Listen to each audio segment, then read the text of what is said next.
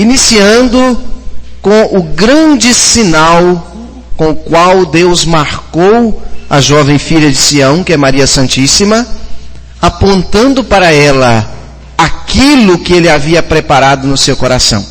E esse sinal nós encontramos no Antigo Testamento, claro, mas o nome propriamente está no grande poeta da Virgem, que é o evangelista São Lucas. E o texto para nossa meditação, a coluna cervical de toda a meditação deste momento, está no capítulo 1 de São Lucas, versículos de 26 a 38. Lucas 1, 26 a 38. A gente pode marcar o texto, mas como as traduções são várias, nós temos que educar os ouvidos para assimilar aquilo que Deus está falando. E eu peço que vocês marquem, tão somente para depois, numa meditação, terem a referência do texto. Mas eu gostaria que, nesse momento, vocês apenas ouvissem com os ouvidos e com o coração aquilo que a palavra fala ao coração de todos nós. E é importante a gente educar o ouvido, porque Nossa Senhora só compreendeu o plano de Deus porque ela estava com os ouvidos aguçados à voz do Senhor. E podemos permanecer assentados. Do Evangelho segundo São Lucas. No 6º mês, o anjo Gabriel foi enviado por Deus a uma cidade da Galileia, chamada Nazaré, a uma virgem desposada com um varão chamado José, da casa de Davi. E o nome da virgem era Maria. Entrando onde ela estava, o anjo disse-lhe: Alegra-te, cheia de graça, o Senhor está contigo. Ela ficou intrigada com essa palavra e pôs-se a pensar qual seria o significado da saudação. O anjo, porém, acrescentou: Não temas, Maria, encontraste graça junto de Deus. Eis que conceberás no teu seio e darás à luz um filho, e o chamarás com o nome de Jesus. Ele será grande, será chamado Filho do Altíssimo, e o Senhor Deus lhe dará o trono de Davi, seu pai. Ele reinará na casa de Jacó para sempre, e o seu reino não terá fim. Maria, porém, disse ao anjo: Como é que vai acontecer isso, se eu não conheço homem algum? O anjo lhe respondeu: O Espírito Santo virá sobre ti, e o poder do Altíssimo vai te cobrir com a sua sombra. Por isso, o santo que irá nascer será chamado Filho de Deus. Também Isabel, tua parenta, concebeu um filho na velhice, e este é o 6º mês para aquela que chamavam de estéril, pois para Deus nada é impossível.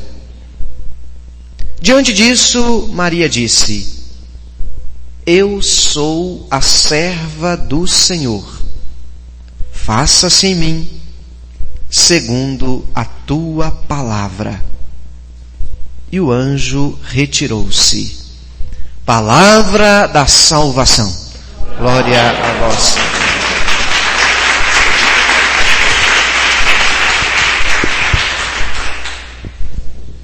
Essa narrativa que nós ouvimos, segundo São Lucas, é profundamente marcante, e nesta palavra de Deus, através de São Lucas, nós encontramos o espelho da personalidade de Maria.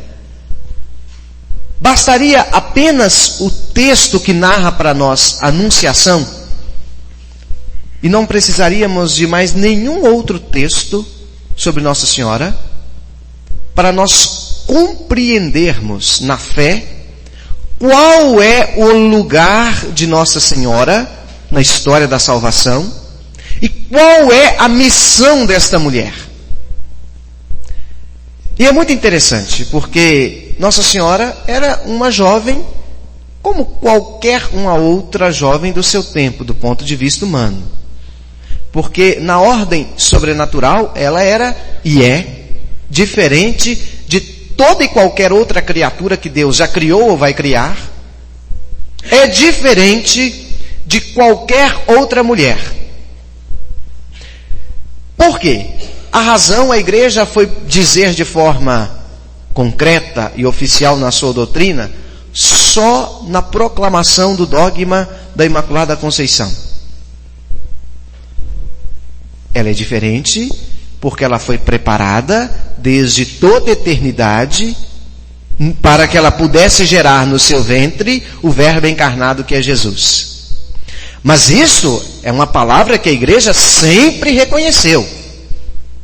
Eu disse que a doutrina foi formulada de maneira oficial com a proclamação do dogma da Imaculada Conceição pelo Papa Pio IX, hoje beato. Mas por que a igreja sempre reconheceu este privilégio? E privilégio dentro da doutrina da igreja é diferente do privilégio no contexto secularizado. Porque privilégio, do ponto de vista secular, é simplesmente a pessoa que quer ser mais, quer receber elogios, glórias, honrarias meramente humanas. Privilégio na doutrina da igreja é diferente, é algo bom, não é negativo. Pois é algo que Deus escolhe, coroa com seus méritos. É o que aconteceu em Nossa Senhora. Ela foi coroada dos méritos divinos. E como é que isso aconteceu? Num determinado dia, construindo a narrativa da anunciação que nós ouvimos. E São Lucas é muito interessante porque Lucas, eu digo sempre, só um parênteses, se Nosso Senhor fosse reitor de seminário e estivesse chamando, porque os apóstolos foram padres, os primeiros, e depois bispos, se ele estivesse chamando esses então para estar no seu seminário, ele estaria perdido, coitado, porque cada um pior que o outro. Meu Deus, os apóstolos eram a cabeça dura que Deus me livre. E São Lucas era médico. Ele não estava pertencendo ao grupo dos apóstolos, mas foi chamado por Nosso Senhor. E ele tinha um defeito terrível. São Lucas era perfeccionista. Não precisamos pensar que os apóstolos são pessoas assim, cheias lá de uma perfeição sem par. Não eram, não. Imaginem Pedro. Terrível, coitado do Pedro. Pedro era o pior deles, né? Paulo era arrogante que nem ele só. E tantos outros apóstolos. Imaginemos Nicodemos, Bartolomeu. Hipócrita, coitado, falso. De Nazaré pode vir alguma coisa que presta? Ou seja, se nós formos tomar cada um dos apóstolos de Nosso Senhor, nós vamos ver o pecado neles. Lucas era o perfeccionista. Tudo para mim tem que ser do meu jeito. O outro não sabe fazer. Lucas era assim. Agora, o que eu acho estupendo em Deus é o seguinte, que Ele escolheu justamente os mais pecadores para fazer a sua graça se manifestar de maneira estupenda. Se não fosse esses homens pecadores, tão marcados pela fragilidade e limitação humana, nós não estaríamos aqui hoje ouvindo a palavra do Nosso Senhor, não, tá? Nós só vamos compreender isso, nós formos nas cartas de São Paulo, onde São Paulo fala com muita propriedade. Deus escolheu aquilo que o mundo considera fraco para mostrar sua força, sua grandeza. É o que aconteceu com os apóstolos. Então, São Lucas, no auge do seu perfeccionismo, e que para nós hoje, vamos dobrar o joelho e falar assim, obrigado, Senhor, porque o Senhor criou esse Lucas tão perfeccionista. Aí, quando ele criou São Lucas com seu perfeccionismo, ele escreveu para nós, marcando cada detalhe dos acontecimentos da história da salvação. Se não fosse o perfeccionismo de São Lucas, nós não teríamos a maravilha da narrativa da anunciação do Senhor. E São Lucas pensando, como é que foi? Como é que ele poderia construir esse texto? E ele abrindo o coração à sabedoria eterna que é o Espírito Santo, ele pensou, e de fato aconteceu. Um determinado dia, aquela jovenzinha colocou-se em oração. E no auge da sua oração, Deus visitou Maria. Vamos guardar isso no coração. A anunciação não é a visita do anjo a Nossa Senhora, tá? A visitação é a visita de Deus a Maria, através do seu representante. O representante de Deus era o arcanjo, mas ele estava ali com uma missão. Estava falando em nome de alguém. O anjo não falou em nome dele. Ele não comunicou a Nossa Senhora um sonho dele. Mas ele comunicou a Nossa Senhora o sonho de Deus. Então o plano é de Deus. Ele falou para Nossa Senhora a palavra do Senhor. E palavra de Deus tem que ser dita no singular. Isso não fala palavras do Senhor, não. É palavra. É sempre no singular.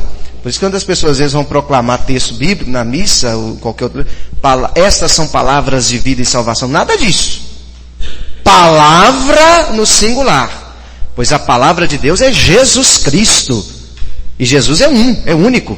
É palavra eterna. Então o anjo falou para Maria a palavra de Deus. Comunicou a ela o sonho de Deus. E a primeira palavra que o anjo disse a Nossa Senhora foi Ave. Ave cheia de graça. Até então, a palavra ave não era conhecida. Nós só vamos compreender a razão do ave se nós formos lá no livro do Gênesis, que conta para nós a narrativa da criação. E ali na narrativa da criação, nós ouvimos falar que Deus criou um homem chamado Adão. Adão, a gente tem que compreender bem, porque não é uma palavra da língua portuguesa. É uma palavra da língua hebraica. E no hebraico, Adão se escreve Adamá. Adamá significa aquele que é feito do esterco. Não é feito só do barro, não. Do esterco. Nós somos feitos do esterco. E o que significa esterco em hebraico? Humano. Então quando a gente lê lá, Deus criou Adão, não está falando que Deus criou um serzinho e deu a ele o nome. Você é o Adão. Não. Deus criou o humano. Adão é humano em hebraico. Então todo ser humano foi criado por Deus, no ato próprio da criação. E esse humano caiu num sono profundo. E nesse sono profundo, Deus vai lá, na sua sabedoria sem fim, e arranca do seu lado uma costela e faz uma mulher que dá o nome de Eva. Tá. Eva significa na língua hebraica o humano que nasceu do humano. Ou seja, é um desmembramento. E este humano que nasceu do humano, nasceu do lado. Não nasceu da cabeça, não nasceu dos pés. Para mostrar que a dignidade do humano é a mesma. Tanto a do homem quanto da mulher. Mas, apesar da dignidade do humano no Antigo Testamento ser a mesma, este humano mulher caiu. E qual que é o nome do humano mulher? Eva. Mas, na plenitude dos tempos, Deus que ama com amor eterno, quis dizer a esta humanidade, você caiu, mas eu te amo. E eu, porque te amo, quero te ver agora brilhando, saindo desse pecado, saindo das trevas. Então, ele falou à mulher, ao humano, através do seu representante, Ave. Inverte. Eva, pode construir a palavrinha em português. Eva, o contrário é ave. Então a gente entende o porquê do ave, porque para mostrar para nós que Maria é a inversão de Eva. Isto é, agora já não é mais o reinado do pecado, é o reinado da graça que acontece em Maria. Houve a inversão total. E se a gente for na língua portuguesa, a gente vai encontrar assim, o anjo entrou lá na casa de uma virgem desposada em casamento com um homem chamado José e falou, ave. Você é a inversão de Eva. Ave cheia de graça. Essa é a tradução paupérrima. Pobre, pobre, pobre de maré de si da nossa língua portuguesa. Que está certa, mas é pobre, no sentido espiritual. Talvez você já tenha até me ouvido falar em outras ocasiões. Mas a saudação, o texto de Lucas, foi escrito na língua grega. E em grego, que é a saudação mais provável que aconteceu, o anjo, quando entrou na casa de Nazaré, disse, Miriam. Miriam é o texto, a palavra Maria, tanto em hebraico quanto em grego, significa a amada. Então Maria é a amada de Deus. Então é como se ele dissesse, amada, Miriam, kai caritomenem. O que significa isso? Mulher, Maria, ave mulher, da qual Deus está saindo nos poros. Anjo não falou para ela ave cheia de graça, não. Falou ave mulher transbordante de Deus. Ave mulher na qual Deus não se contém. Você está tão cheia de Deus que Deus está vazando de você. Você foi escolhida. Deus não tem mais lugar dentro de você. Tão repleta dele. Você está comunicando com a sua vida a presença de Deus. Então é isso que São Lucas quis dizer para nós. E que nós em português falamos só cheia. Cheia tá bom, eu pego um copo, encho, estou cheio de água, acabou. Não tem perigo mais. Agora o seu copo está transbordando, ele não contém mais. E Maria está vazando Deus para tudo quanto é lado, porque tem uma razão de ser.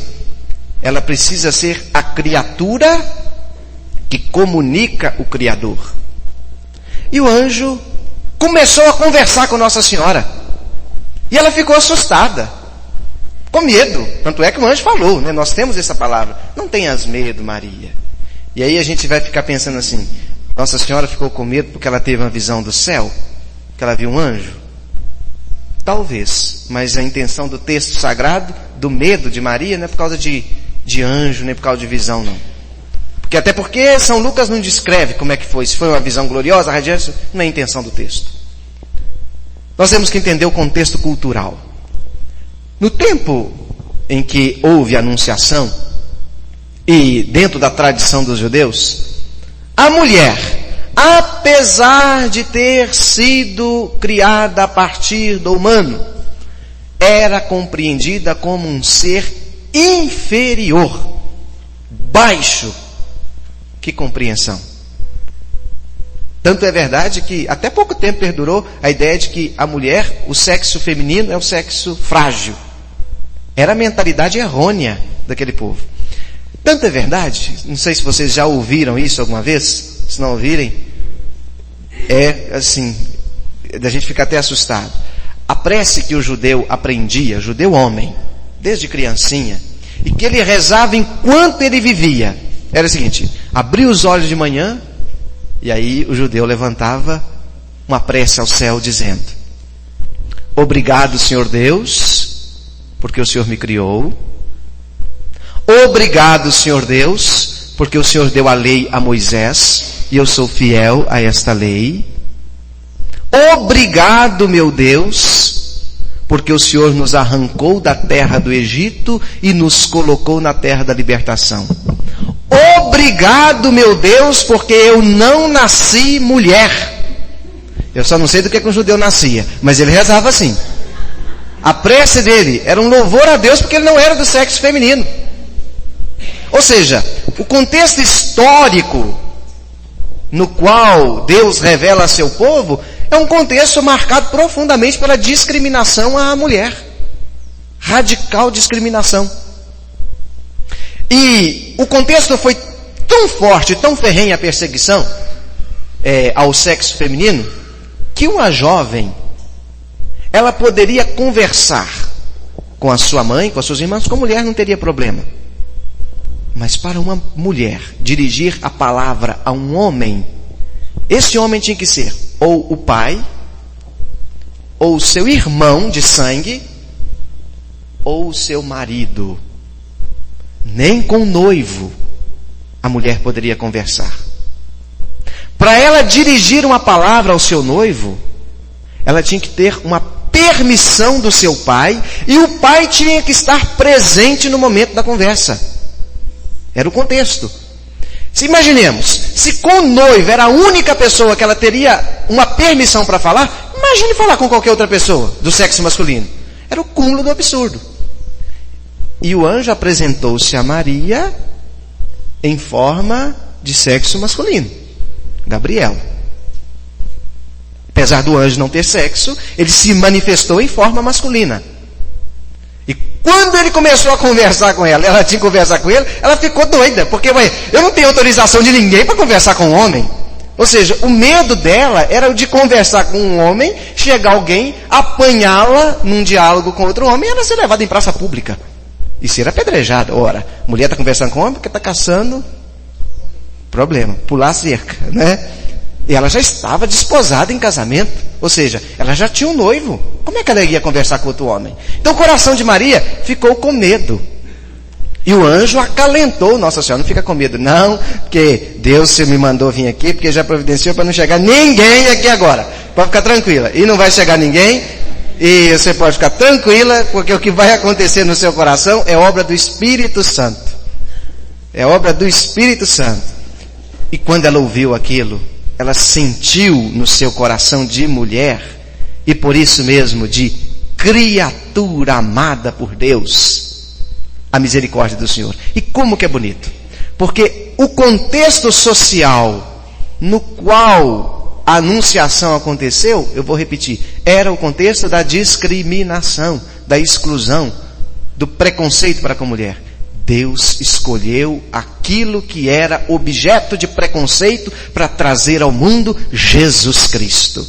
Jesus não veio a nós por meio daquilo que era considerado maior na época, por meio daquilo que era considerado mais baixo dos baixos, o mais inferior entre os inferiores, a mulher. Ai de nós, criaturas humanas, se não fosse a criatura mulher. Antes de Deus vir ao mundo, houve uma mulher que disse sim. E quando Maria sentiu no seu coração que de fato a experiência que ela fazia era a experiência do amor de Deus, ela não teve medo. E o que o anjo falou? Porque com certeza não está tudo descrito. O anjo dialogou com Maria e falou para ela que queria que a salvação acontecesse. O nome Jesus é Deus salva.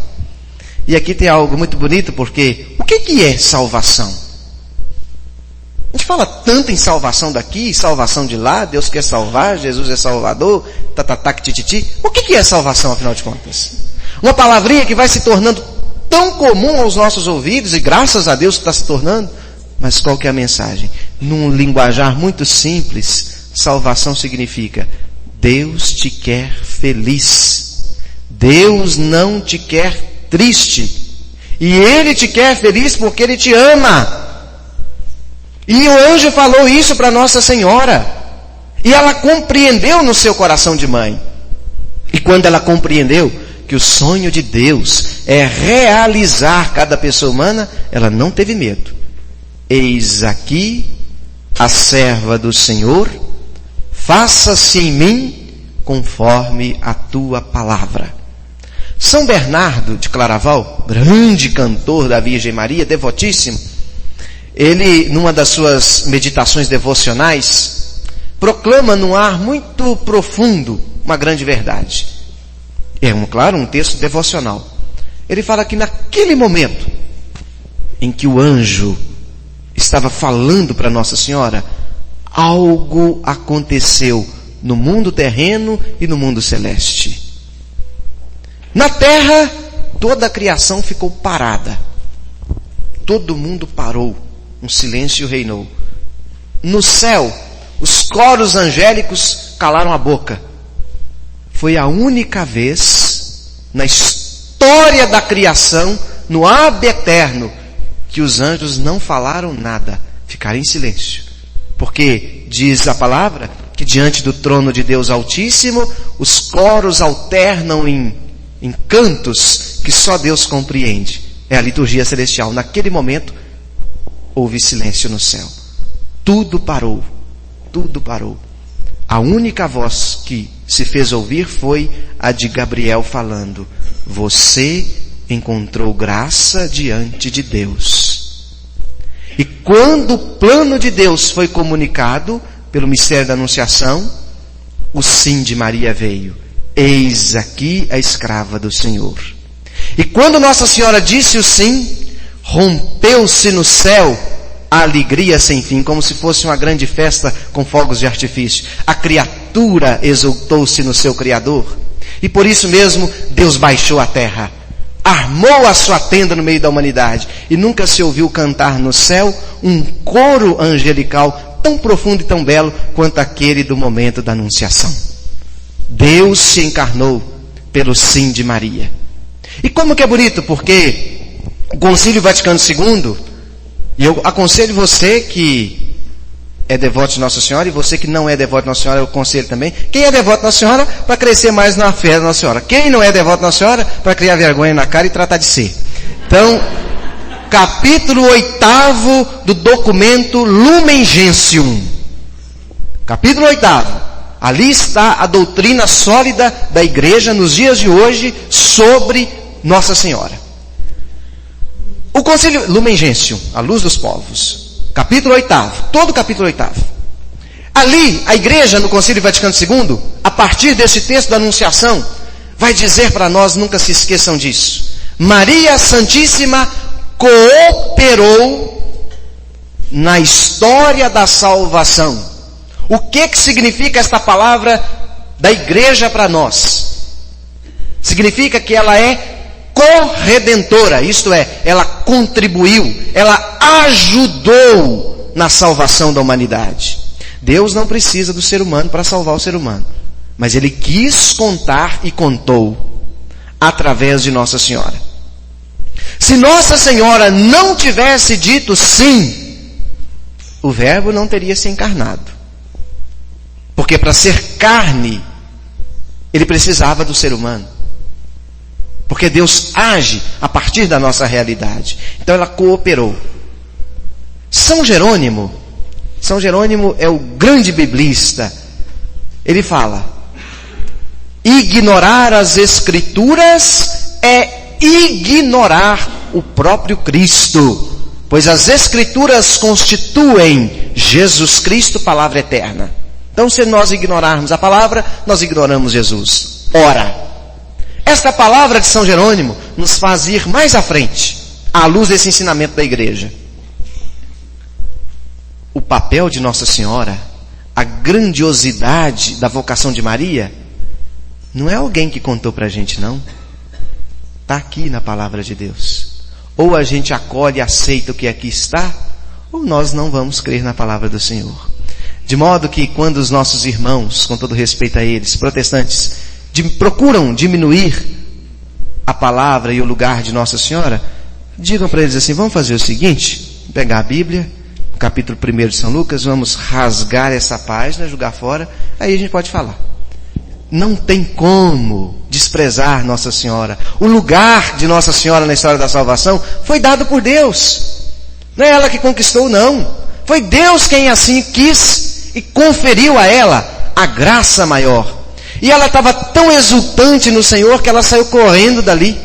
Porque o Evangelho fala que o anjo retirou-se, porque agora era o lugar de Maria. Ela saiu correndo e foi contar para Isabel, sua parenta, a grande maravilha que Deus havia realizado na sua história. Por isso que ela proclamou: minha alma engrandece o Senhor, exulta meu espírito em Deus, meu Salvador.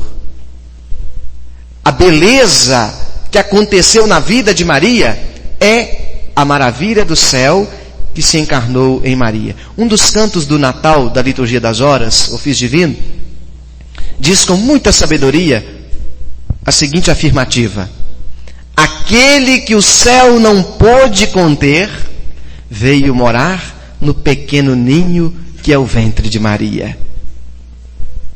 Aquilo que o céu não pôde conter. O infinito veio morar no finito. O eterno veio morar no tempo. O grandioso veio morar no pequeno. Deus fez morada entre nós. Como que é bonito reconhecer o valor de Nossa Senhora como o caminho que nos aponta a Jesus. A primeira devoção a Nossa Senhora no Brasil, é um nome até engraçado para os dias de hoje, mas é um nome muito profundo e muito real. Não sei se vocês já ouviram falar. É uma igreja na Bahia, dedicada a Nossa Senhora da Escada. Nossa Senhora da Escada. Uma das invocações mais belas que eu acho de Nossa Senhora, por mais cômica que ela possa parecer. Nossa Senhora da Escada, rogai por nós. Porque a escada é a própria Virgem Maria. Que escada que é esta? Uma escada que foi fincada na terra e fincada no céu. Quem sobe nessa escada vai a Deus, e quem desce dessa escada é Deus que desceu até nós. Então, a escada é Maria. Eu posso ir ao céu e o céu pode vir até mim. Porque Deus colocou essa escada. É Nossa Senhora. É a presença de Maria. E como que é profundo nós reconhecermos que o céu pode se fazer aqui e nós podemos habitar no céu. E eu vou dizer sempre, eu gosto muito dessa palavra, não é porque a gente quer, não. Porque se dependesse da criatura humana, a gente não quer querer isso, não, porque nós somos perdidos. Mas porque Deus quer isso para nós. E nos deu esta pessoa que é Maria. E ela teve que enfrentar todas as dificuldades. O sim de Nossa Senhora não é algo que aconteceu lá 2000 anos atrás. Eis aqui a escrava do Senhor e pronto, acabou. Não. É o sim que está acontecendo neste instante. Maria está dizendo sim ao Senhor agora. Por isso que ela foi colocada como a medianeira maior. E isso é vontade de Deus. A gente tem que tomar muito cuidado nas interpretações que damos. Eu vou falar um negócio para vocês aqui, não é heresia, viu? Não é heresia, não. Mas a gente não pode ficar falando muita coisa assim, não, porque senão as pessoas podem interpretar de maneira errônea. O sangue que nos salvou, a carne que foi elevada no patíbulo da cruz, sabe de quem que é? De Maria. Porque na geração do filho humanado, não houve participação de homem. Só de mulher. Só de mulher. E vejam a dignidade que nós temos. Naquele momento em que Jesus estava crucificado, aos pés da cruz estava Maria. Dos olhos de Maria brotaram lágrimas. Essas lágrimas expressavam o sangue de Maria através da dor. Não houve dela o derramamento de sangue, mas houve o derramamento de lágrimas, que era as lágrimas de Nossa Senhora são o sangue do coração de Maria. Naquele momento ali, as lágrimas de Maria se misturaram ao sangue de Jesus. E no misturar das lágrimas de Nossa Senhora com o sangue de Jesus, o mundo foi salvo. No sangue que nos salvou, tem as lágrimas de uma mulher, que é Maria. Nós temos sim a participação de uma mulher sem par, de uma figura singular na história da salvação. Falem o que quiser, diminuam o que quiser, mas é assim e pronto, acabou. Podem falar, podem querer diminuir, foi assim. Deus quis isso. E quando Nosso Senhor viu aquilo, o seu coração se inflamou no amor. Se nós acompanharmos para mostrar aquilo que a igreja está ensinando, que Maria cooperou na história da salvação. Se nós acompanharmos na devoção as estações da Via Sacra, não sei se vocês sabem de cor, mas a quinta estação da Via Sacra diz assim: Simão Cirineu ajuda Jesus a carregar a cruz. Nós os adoramos, ó Cristo, e vos bendizemos, né? Tudo bem. A quinta estação fala isso. Ele ajudou mesmo. Só que antes da quinta estação da Via Sacra, qual que é a quarta estação?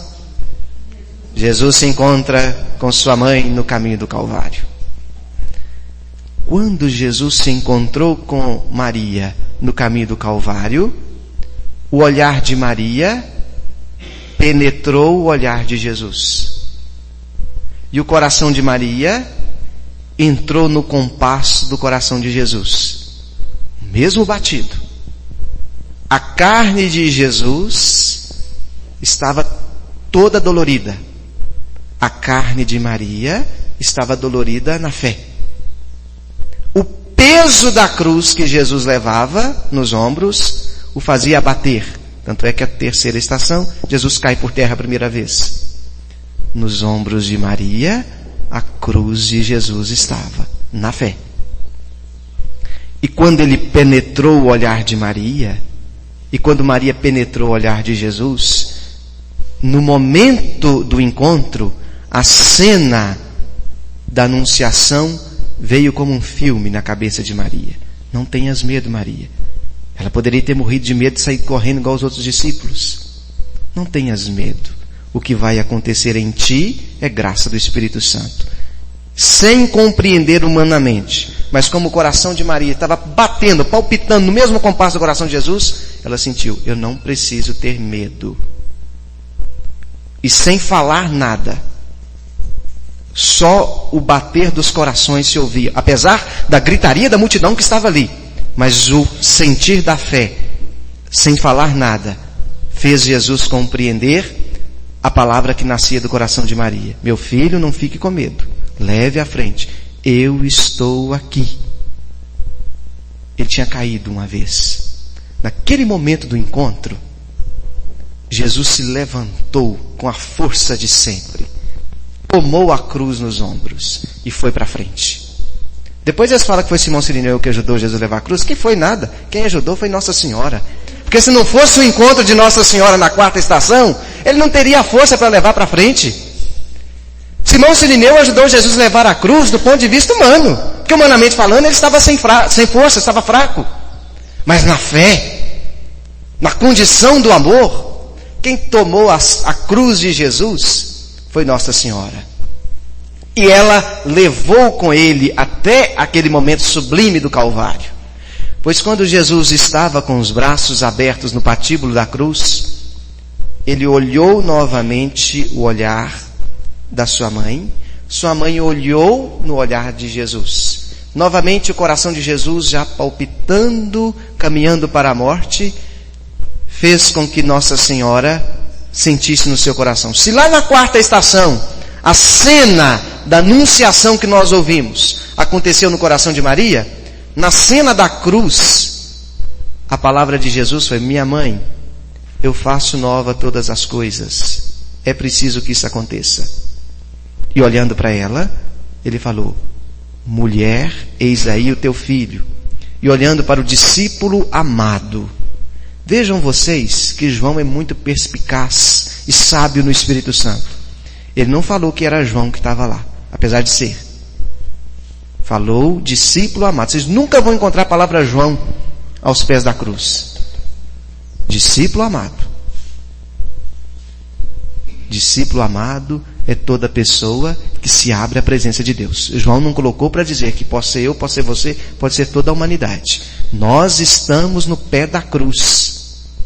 Podemos fugir o tanto que quiser, mas não tem importância, bobo. Deus te quer lá no pé da cruz, ele colocou um discípulo amado. Pronto. Naquele momento, ele não falou o nome de Maria, mas disse mulher. Por quê? Temos que voltar no Gênesis para compreender que ela é a nova mulher. Eis aí o teu filho, filho, eis aí a tua mãe. O Evangelho na língua paupérrima nossa portuguesa disse que a partir daquele momento, João acolheu Maria na sua casa. Não é isso? Tá. Só que o Evangelho não foi escrito em português. O Evangelho foi escrito em grego. E no grego está escrito que naquele momento, João acolheu Maria na sua idia. O que é isso? Na língua grega, existem duas palavrinhas que são traduzidas no português por casa. A primeira palavra é a palavra oikia. Oikia é esta casa que nós estamos aqui. Uma casa de tijolo, com quartos, cozinha, sala, Esta é oikia, casa de todos. Mas existe essa segunda palavra que é idia.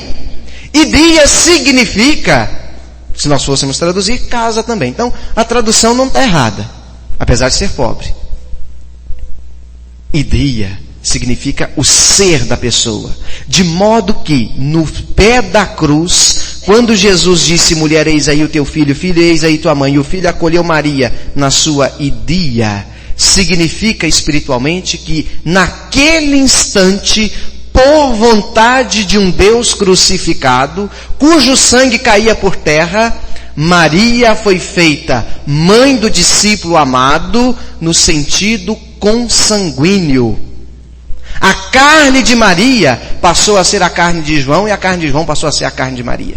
Acolheu totalmente no seu ser. Então não foi só acolhida na sua casa, ela foi acolhida no seu ser pessoa, no seu ser discípulo. De modo que, o que nós compreendemos da narrativa da paixão de João? Que nós somos filhos consanguíneos de Nossa Senhora. Quando nós chamamos Maria de mãe, não é só mãe adotiva não. Ela é nossa mãe de sangue. Ela nos gerou em Jesus Cristo. E é Deus quem assim o quis.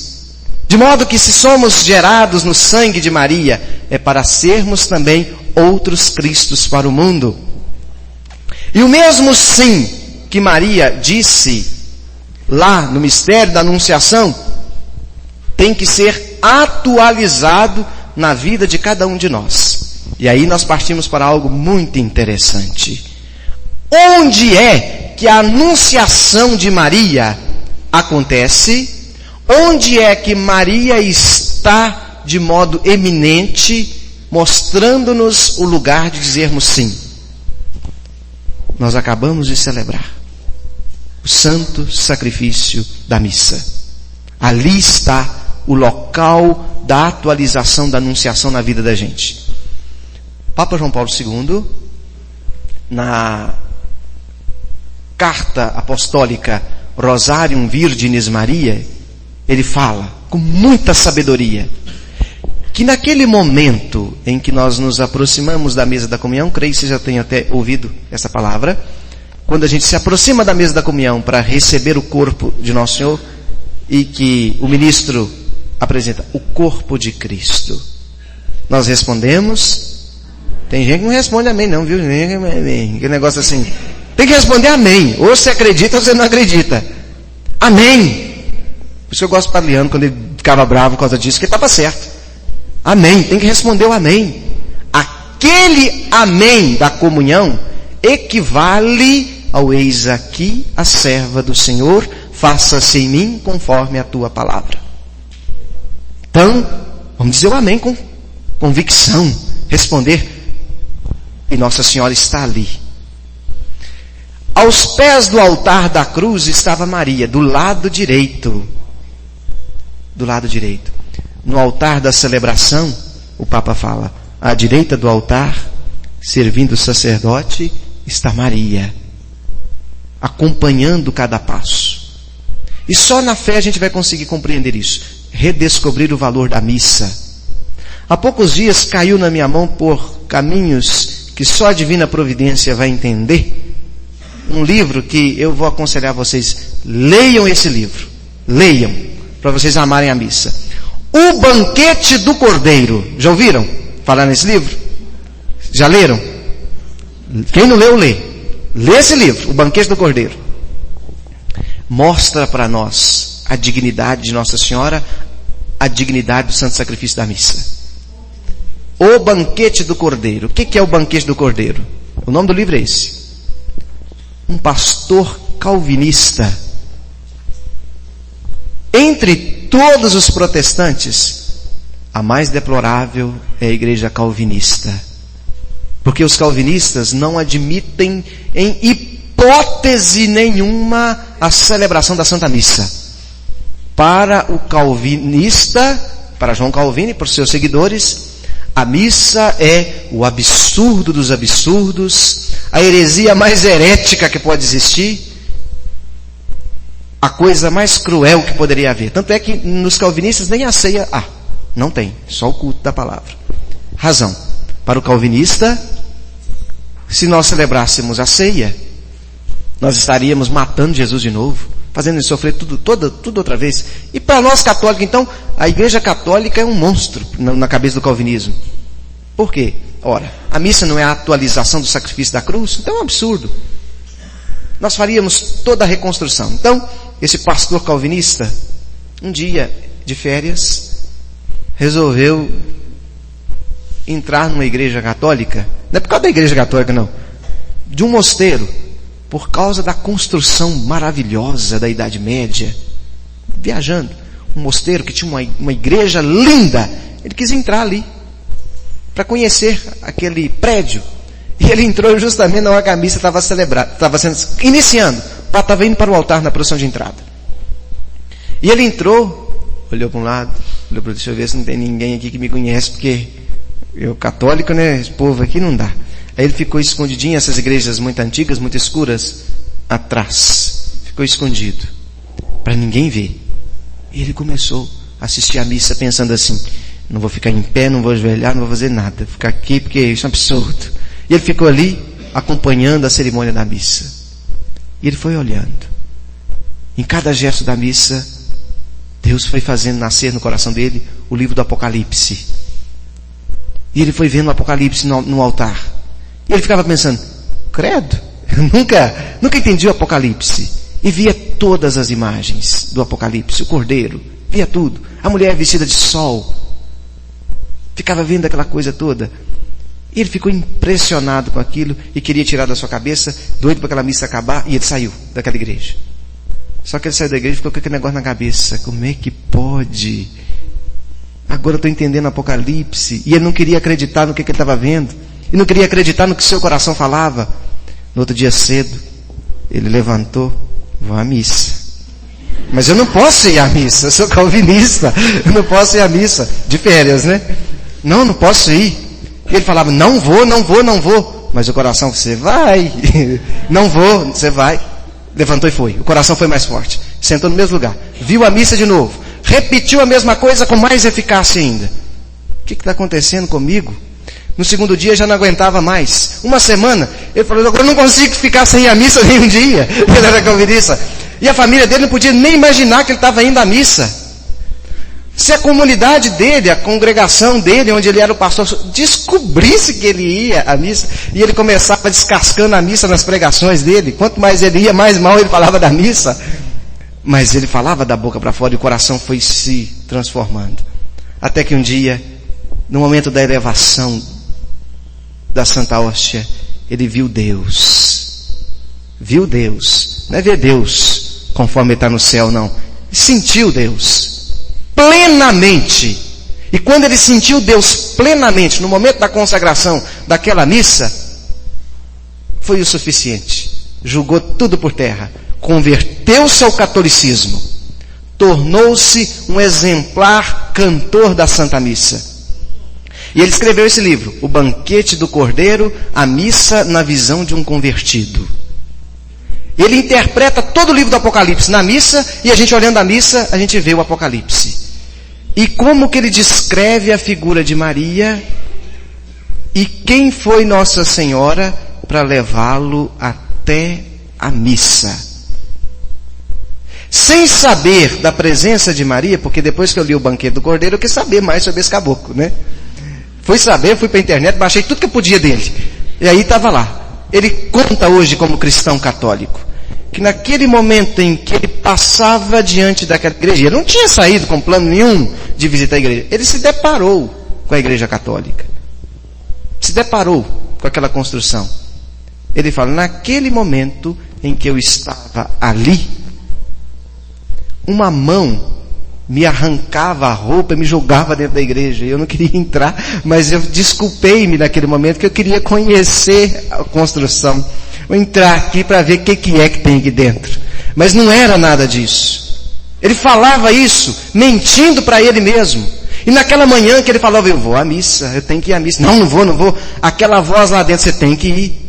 Depois, aquela força que fazia com que ele nunca deixasse de participar da Santa Missa, ele sentia, era Nossa Senhora.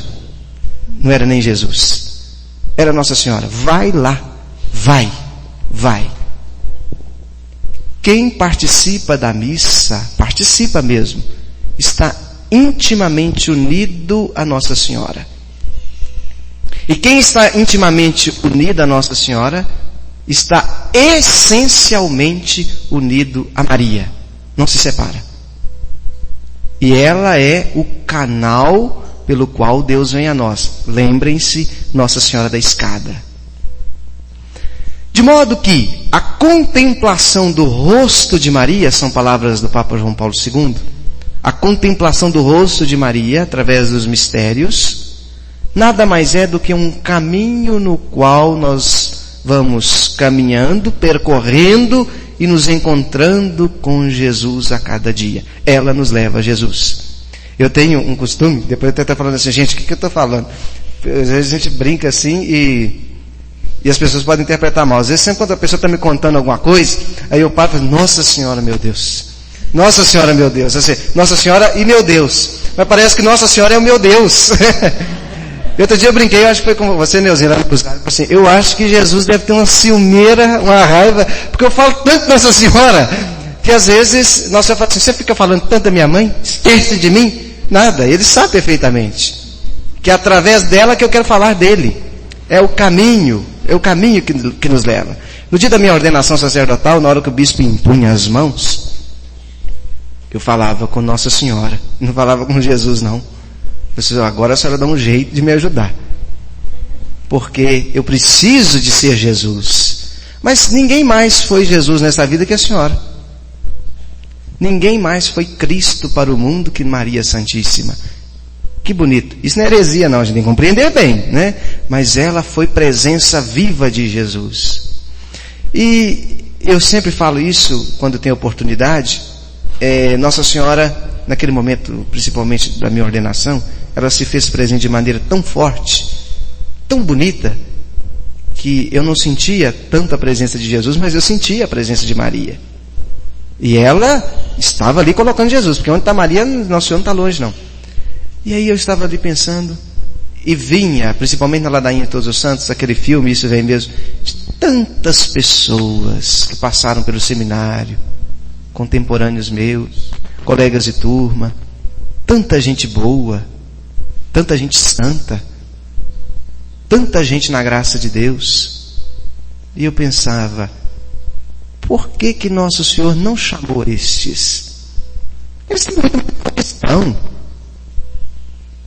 tem muito mais prática pastoral, sabedoria, jeito para agir. Eu brinquei na hora que eu cheguei aqui, são mais mansos de corda que eu, porque eu tenho um temperamento que não é fácil. Por que Nosso Senhor não chamou aqueles para serem padres? Talvez seriam padres muito melhores do que eu. Aí eu peguei, rezando no momento da ladainha, Nosso Senhor, através de Nossa Senhora, falou assim, pois é. Mas, apesar deles terem tantos atributos e qualidades, nenhum deles topou parada. Você topou. Então, é você mesmo que eu quero. Seu, agora não fica cheio de vida aí não. Pois é. Tá batendo palma, mas cuidado. Nosso Senhor falou, mas ele continuou. Você não fica cheio de vida não, porque eu escolho os piores, viu? Eu escolho são os piores. E eles todos têm uma missão muito importante. E eu não tenho dúvida nenhuma que talvez a missão deles seja muito mais sublime que a minha. Só no céu a gente vai saber. Só no céu. Mas graças a Deus.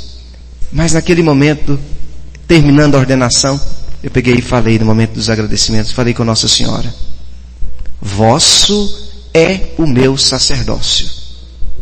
Vosso é o meu sacerdócio. Então agora, por isso vocês podem olhar, nunca terminei, se Deus quiser vou terminar uma missa, sem fazer referência a ela. Ora, se o sacerdócio é dela, então ela que se vire. E o que é bonito?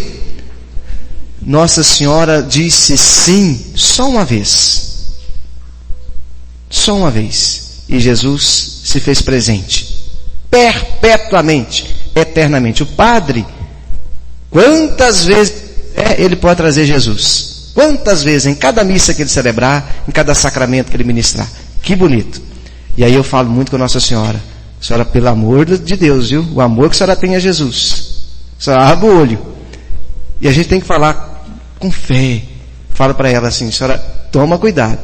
Se algum dia,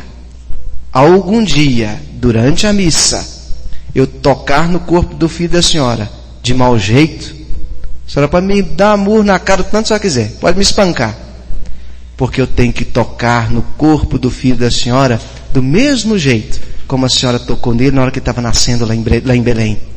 O mesmo cuidado que teve Nossa Senhora ao trocar as fraldas de Jesus, ao amamentar Jesus, ao cuidar de Jesus.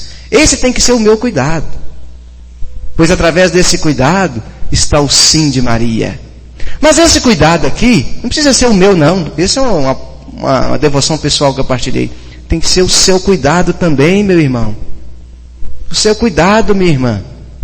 O sim da missa, que atualiza no seu coração o sim do anjo, tem que ser o mesmo sim de Nossa Senhora, através dos seus gestos.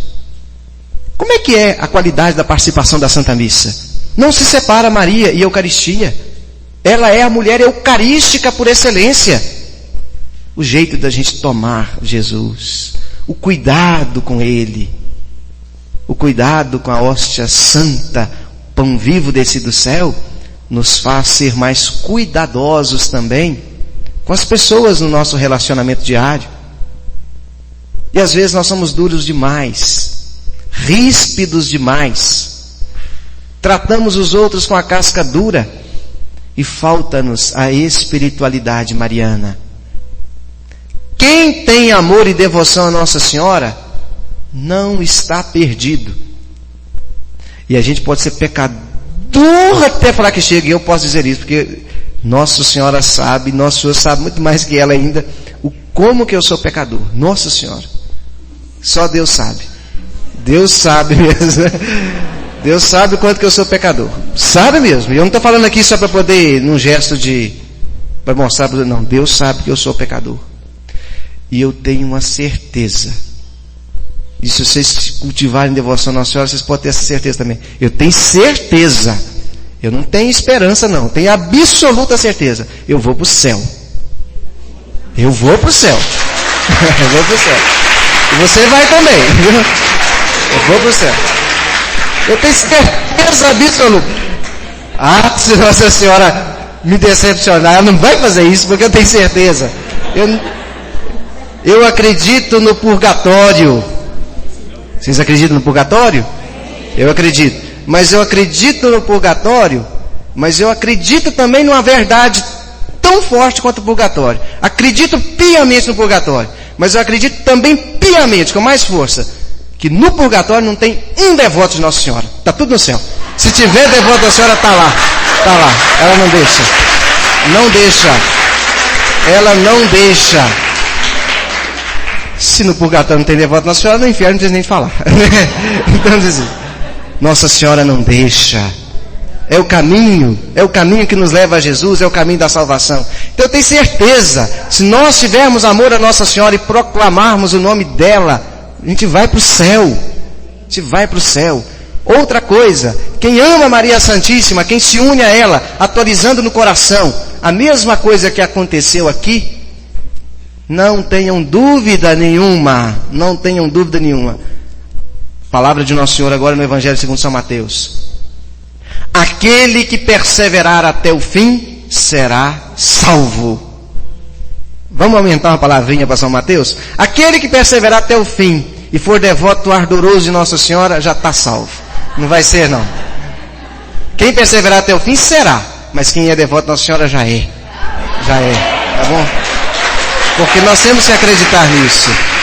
A salvação, e olha, tem muita gente por aí que fala, a Igreja Católica, principalmente quando a gente fala de Nossa Senhora desse jeito, isso é mariolatria, está colocando Nossa Senhora no lugar do Cristo. Não é nada disso, é porque não compreendeu nada. Não compreendeu nada. O Papa João Paulo II fez questão de colocar no seu brasão pontifício um T enorme, totus tuus, com um M gigantesco, todo teu Maria. Eis um homem de Nossa Senhora. E porque eis um homem de Nossa Senhora, eis um homem de Deus. Eis um homem de Deus. É a luz que nos aponta. E uma das invocações mais bonitas de Nossa Senhora também é a aurora, a aurora da salvação. O que é a aurora? Levantem um dia, na hora que o dia está amanhecendo, quando o sol ainda não nasceu. O dia já está clareando. Aquele clarear do dia já é a luz do sol, apesar de nós ainda não o enxergarmos. Maria é a aurora, porque a luz que está nela é a luz de Jesus, o sol da justiça, conforme fala São Lucas. Ela já transporta, é aquela que vem antes do sol, a que vem antes do amanhecer. E ela vem antes para preparar o caminho, mostrando, sigam por aqui. Quem vai por aqui não está desamparado. Recorramos a Nossa Senhora. Invoquemos a ela. Eu tenho provas 1000 de que é mãe, é intercessora, é advogada. E São Bernardo fala, Nossa Senhora junto de Deus é a onipotência suplicante. O que é isso? Junto de Deus, ninguém mais que Nossa Senhora tem força de intercessão. Às vezes eu vou num santo, recorro ao santo com toda a piedade, peço ao santo, meu Deus, o meu santinho, interceda lá por mim. E ele vai, o santo intercede. Mas às vezes a gente não é agraciado, não. Mas quando a gente vai em Nossa Senhora, ele sabe que se ele não fizer o que ela está pedindo, ele vai tomar um couro lá no céu. Então ele atende. Porque Nossa Senhora se pede, porque às vezes a gente pode pedir para ela. Se ela pedir para Jesus, nós vamos ser atendidos. Se a gente não foi atendido, é porque Nossa Senhora não pediu. E se ela não pediu, é porque ela sabe que aquele negócio não é bom para nós. Ela sabe. Ela nem deixa chegar lá, não. Ela sabe. Então a gente pode recorrer a ela com confiança.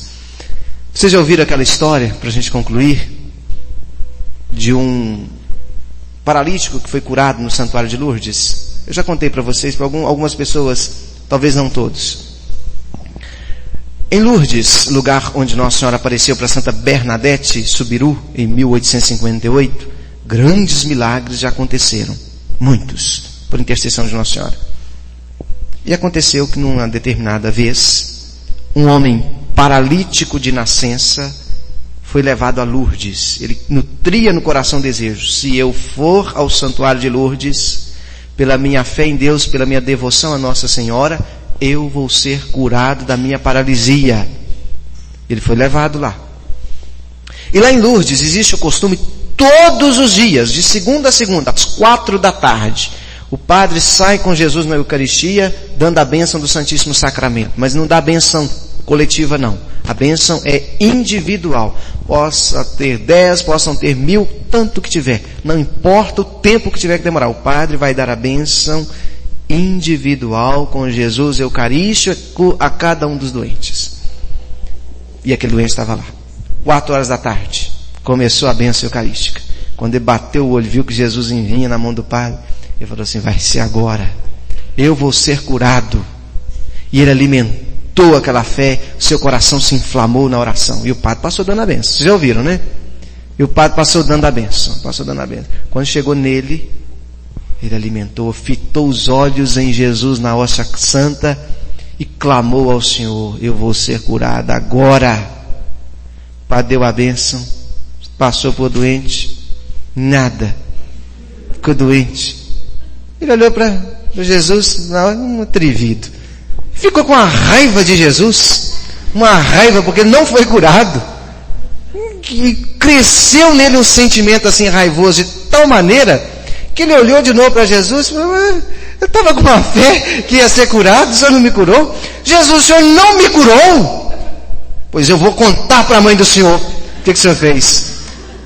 Quando ele falou aquilo, é uma raiva cheia de Deus: eu vou contar para a mãe do Senhor. O padre que estava dando a bênção ouviu aquilo, ficou impressionado com a simplicidade. Eu te louvo, Senhor, Pai do céu e da terra, porque escondeste estas coisas aos sábios e entendidos e as revelaste aos pequeninos. Ele ficou impressionado com a simplicidade, com a tamanha fé daquele paralítico, voltou até nele, oficiou a bênção de novo sem falar nada. Naquele momento da segunda bênção, aquele homem ficou de pé proclamando as glórias de Deus. Jesus não podia ter curado aquele homem na primeira vez. Isso é verdade, é um fato. Mas Jesus não podia ter curado aquele homem naquela primeira vez. Porque apesar da fé daquele homem ser grandiosa, ele não tinha contado para a mãe dele. Não tinha. Ele precisava de contar para Nossa Senhora. E quando aquele moço contou para Nossa Senhora no auge da sua raiva: eu vou contar para a mãe de Senhora. Aliás, ele nem chegou a contar, só pensou em contar. Jesus já ficou com medo, voltou ali e curou. Ou seja, quem conta para Nossa Senhora? Você já contou para Nossa Senhora o que você está passando na sua vida? Já contou? Já partilhou com ela? Conta para ela, é advogada.